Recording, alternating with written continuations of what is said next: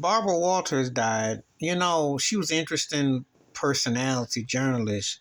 She was one of the first women to bring Hollywood and politics as one.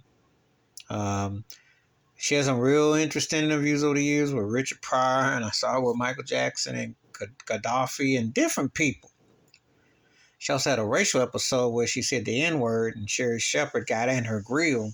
This was 2011. And um, she had her battles with males on 60 Minutes with her and Harry Reese and all that in the boys club. She was an interesting amalgam of a personality.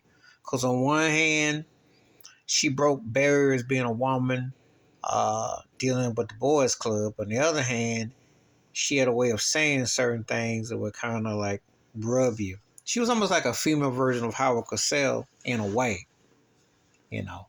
And she was like the link between Rona Barrett and then what you saw with Wendy Williams.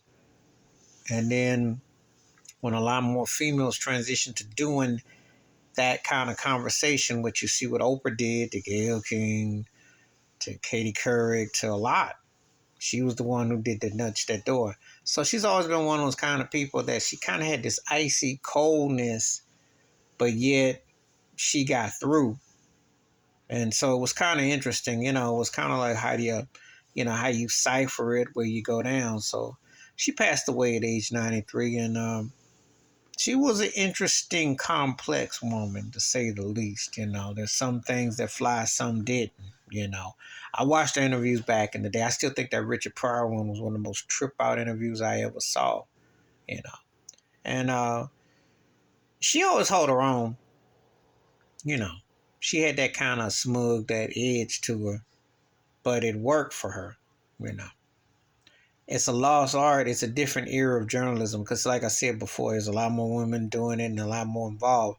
But when she was doing it, she was really in the boys' club. I mean, it's still a meat market. It's still a boys' club, but she really opened that door. But it's interesting.